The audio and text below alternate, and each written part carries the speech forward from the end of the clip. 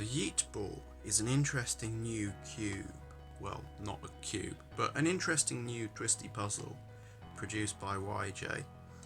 Now, it turns on these 4 axes and has edges next to each other, which don't have any permutation, so can't be flipped.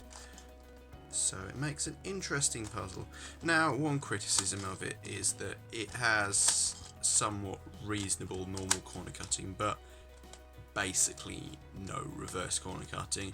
Now, if this was an ordinary cube, I'd complain a lot and say that's rubbish, but of course it's not an ordinary cube, it's a ball, and I have no idea how the mechanism works and all that. But stay tuned, because the whole purpose of a Yeet Ball surely is to be yeeted out the window. So stay tuned for that later.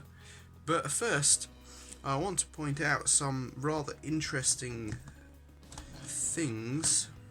As we can see here, the Yeet Ball is 66 millimeters in diameter, which is suspiciously similar to the diameter of a tennis ball.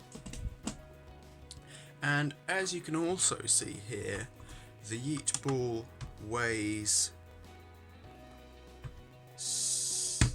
about 70 grams, which is slightly heavier than a tennis ball.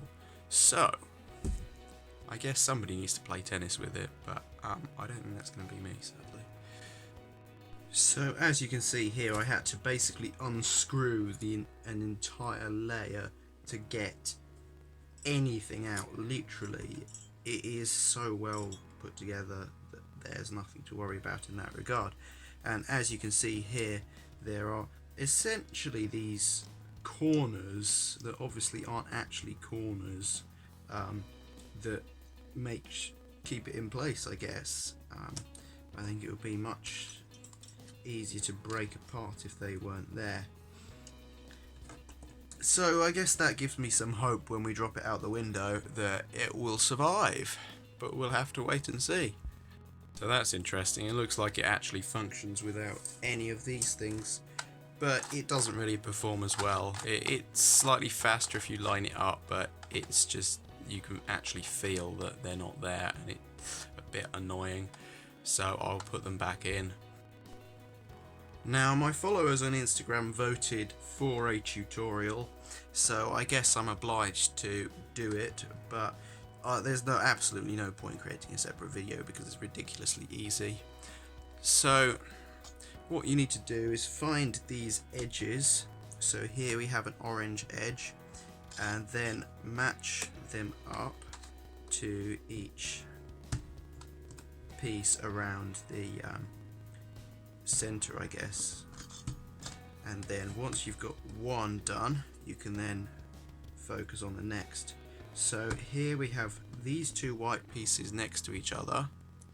Now we're just going to bring this down so we can move this one in, and in so doing we've solved the green there. And now it's essentially just a soon, so R prime U R U R prime U R. Other situations you can have for the last stage, once you've got 3 sides solved, is what is essentially a sledgehammer. So you can do R prime L R L prime, or alternatively L prime L R prime L prime R.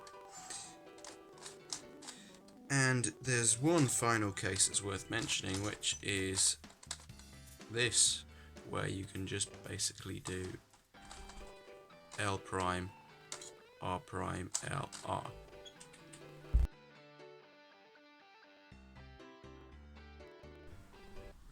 Yeah,